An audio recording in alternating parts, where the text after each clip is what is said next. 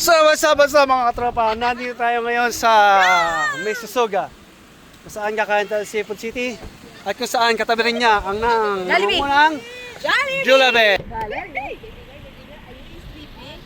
Pinintay nyo kami? Oh, yan. Paano makapag-Jollibee kami? Kailangan namin magbiyahe ng 5 hours to 6 hours para makatikim ng Jollibee. Siyempre, nagtagal kami. At yan, sakto-sakto may mga butik din dito na pwede natin pasyalan. Jollibee, ano na? Tapos meron Seafood City. Doon muna kami kakain.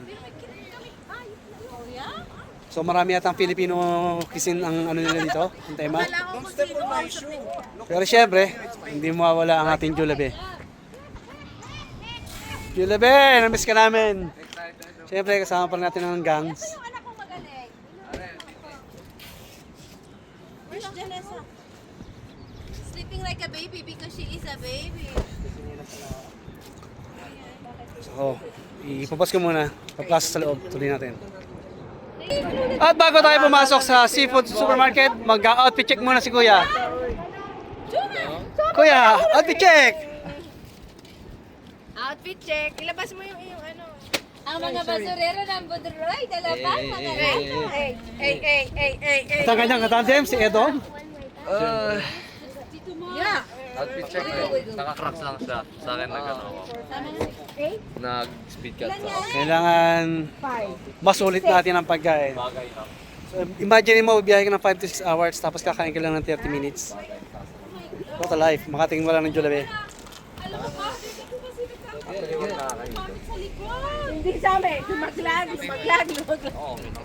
Oh my Tapos mamaya, papasok tayo sa Calvin Klein, sa Guess, may mga butik-butik dito na pwede natin puntahan. Uy, gogo. Ayan, papasok na tayo sa seafood supermarket. Ayan, papasok na tayo sa Valerios. Valerios yung mali. Seafood City Supermarket pala. Ayan, katabi niya lang si Jollibee.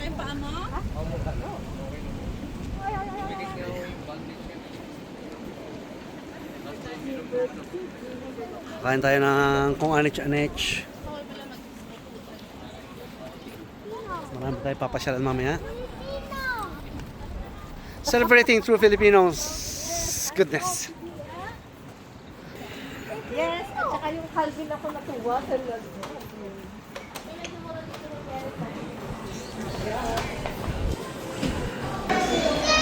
O yan, nasa loob tayo ng Jollibee. Siyempre, Jollibee. Karamihan ng mga ano ito, siyempre, mga Pilipino.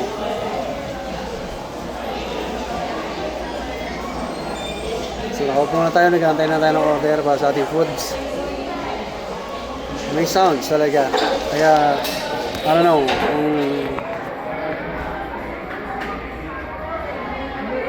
wait na lang tayo mamaya. Mag-order din ng pagkain. So, ayan, naka-order na kami. Bali, ang na-order namin ay Bucket Treat B. Ang laman niya ay 2 pieces spicy and 4 pieces ng original. Tapos, spaghetti family pack.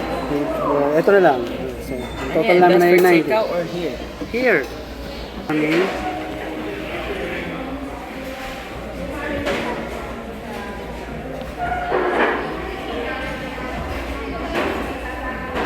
Ang total ay